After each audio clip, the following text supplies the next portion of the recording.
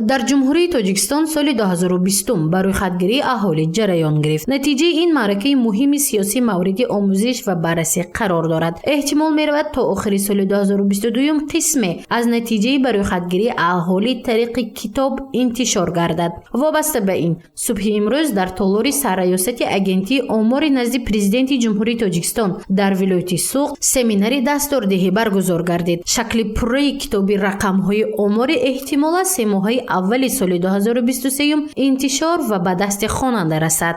мақсади асосии ин чорабинии муҳим вобаста ба нақшаи кори чӣ тавре ки қайд карда шуд, маълумотҳои ба рӯйхатгирии аҳолӣ зина ба зина дастрас карда мешаванд ва дар оянда он маълумотҳое ки дастрас карда мешаванд ба истифодабарандагон тарзи дуруст истифода бурдани он пешниҳод карда мешавад.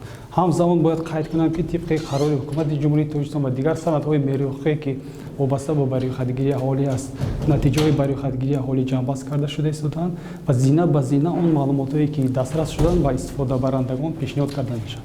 ин пеш аз ҳама маълумотҳо дар бораи шумораи аҳолӣ ва ҷойгиршавии он, маълумотҳо дар бораи ҷинс, дар бораи ҳолати ақди никоҳ, дар бораи сину солӣ ва он маълумотҳое ки дастрас имрӯз шуданд ба истифодабарандагон пешниҳод карда мешавад.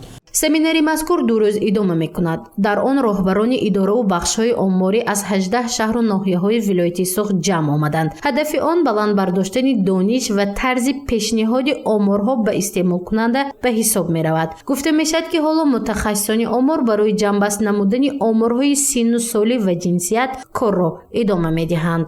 боварӣ дорем ки семинари мазкур барои кормандон ва роҳбарони омори мақомоти маҳаллӣ оид ба тарзи дуруст истифода бурдани маводҳо ва маълумотҳои ниҳоӣ ба рӯйхатгирии аҳолӣ ки соли 2020 гузаронида шуда буд кӯмак мерасонад. тибқи нақшае ки пеш аз ҳама тасдиқ шудааст, аллакай таври инҷа қайд намуданд ҷилдҳои якуму дуюм ки он аз якчанд ҷилд иборат аст то охири сол ва ҷилдҳои боқимонда дар 3 моҳаи аввали соли 2023 бояд нашр ва дастраси хонандагон карда шавад. семинари омӯзишӣ оид ба натиҷаҳои ниҳоӣ ба рӯйхатгирии аҳолӣ ва истифодабарии онҳо нигаронда шуда буд. мақсад бидуни иштибоҳ пешниҳод намудани оморҳои аниқу дақиқ ва мушаххас ба истифодабарандагон аст. гузориши Мафнӯшкур ва Наимҷон Аюбов барои барномаи иттилоотии Хабар.